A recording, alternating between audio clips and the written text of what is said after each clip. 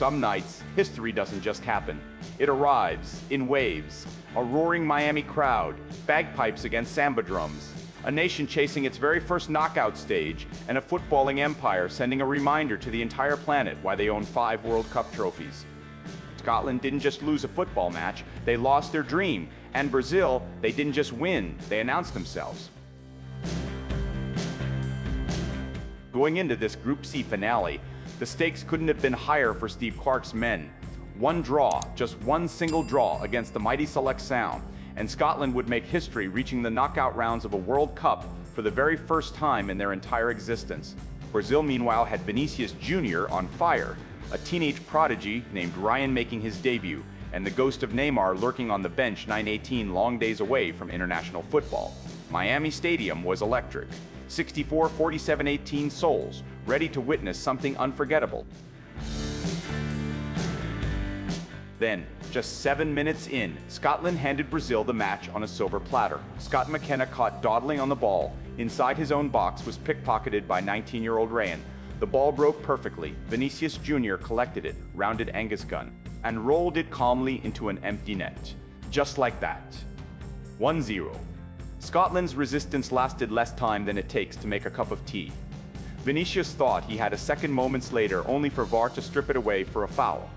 A brief exhale for the Tartan army, but it was only borrowed time. Because in first half stoppage time, Bruno Guimarães floated across to the far post. Nathan Patterson froze, and Vinícius headed home.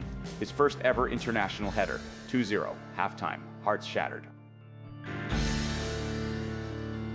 The second half offered Scotland one final flicker. Scott McTominay muscled into space and planted a header straight at Alisson. Close, but this wasn't Scotland's night, because Bruno Guimarães had other ideas. He shoved Kenny McLean off the ball one powerful shoulder and slipped it to Matheus Cunha, who swept it home. 3-0. 60 minutes gone. Dream officially over. And then, the moment Miami had truly been waiting for. Carlo Ancelotti turned to his bench and sent on number 10, Neymar.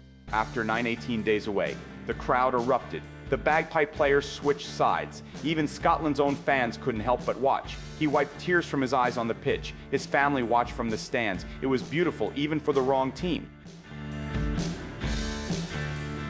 Let's talk about what Vinícius Júnior just did tonight, because it is genuinely historic. 4 goals in 3 group games. He now stands alongside Erling Haaland and Kylian Mbappé in the Golden Boot race, one behind Lionel Messi. And he became only the 5th Brazilian ever to score in all 3 group stage matches, joining Jairzinho, Romario, Ronaldo, and Rivaldo. Every single time a Brazilian did that before, Brazil lifted the trophy. Meanwhile, 19-year-old Ryan became the first Brazilian teenager to start a World Cup match since 1970, and the youngest player to assist at the tournament since 1966. After the final whistle, Steve Clarke walked to the microphone and said 4 words that broke every Scottish heart watching from Glasgow to Miami. I think we're going home. No excuses, no blame, just honesty. Raw and devastating. Andy Robertson admitted he didn't think it was enough. John McGinn said the lads were gutted. And somewhere in the stands, 8,000 members of the Tartan Army, who had marched through Little Havana just 2 days earlier with bagpipes and pride, fell quiet for the first time all summer. Brazil march on. Top of Group C, 15 consecutive World Cup knockout appearances. Vinícius unstoppable. Neymar returning. Ancelotti calm, dangerous, and smiling. And Scotland, they wait. They hope. They pray other results go their way over the next few days. But if this World Cup is truly over for the Tartan Army, then at least they made us all feel something. No Scotland, no party. The question now is, will we hear that chant one more time? Or does Miami mark the end of the road?